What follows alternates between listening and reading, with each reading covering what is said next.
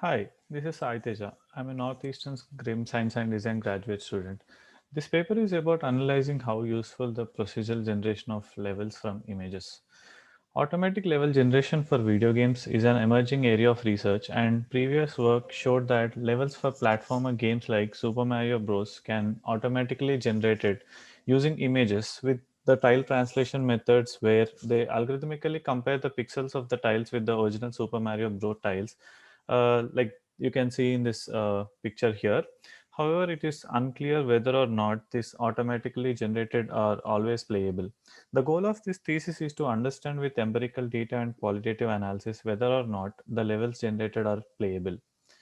We take a bunch of images, selecting from simple to medium to high complex images based on three factors: distribution of composition, color, and content. And I put this in the image to level tool, and I let an automated bot play tester play these levels.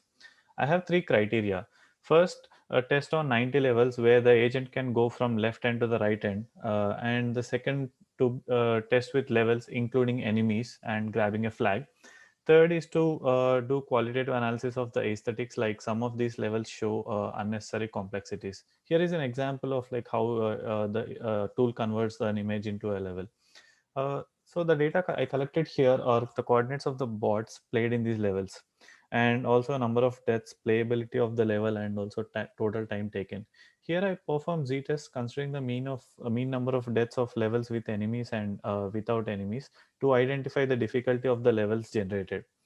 Here is an example of how bot played levels. So it just plays automatically here.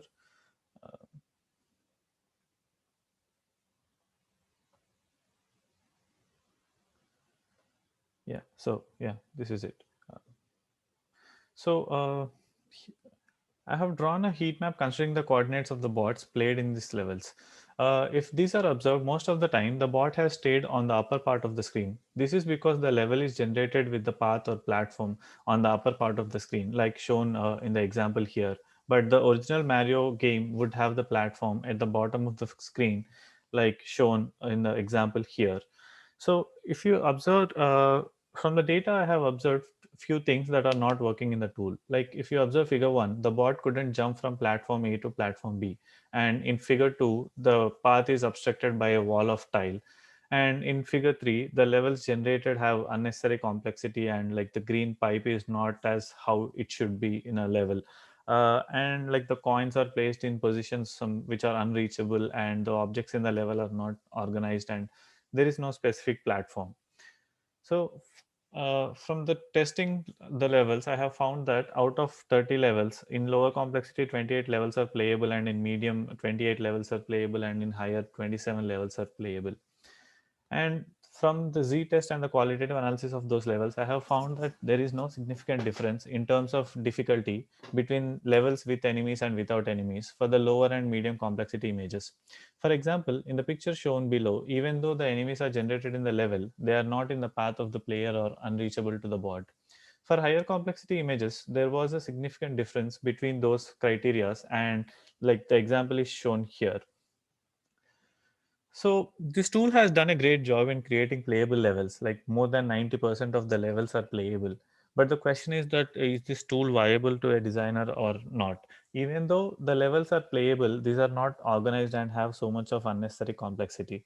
So there is something in these tools that needs to be fixed. Right now, they just account for algorithmic generation of levels, but they don't account for principles of level design. So it needs some improvement before a game designer could use it. And the limitations for this thesis are the bot doesn't play exactly like human playtesters. It keeps on jumping because it wanted to reach a point faster. And also the mechanics are limited with movement and jumping, but does not include power-ups. And for the future work, so procedural content generation is also about giving different experience to the players each time they play the levels. So this could also be tested for this tool with human playtesters.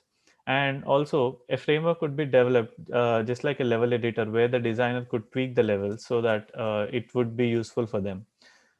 And overall, to conclude, I have explored on automated bot testing, which is useful for testing hundreds of levels in short amount of time, and also tested this image to level tool and identified a detailed feedback of this. Thank you.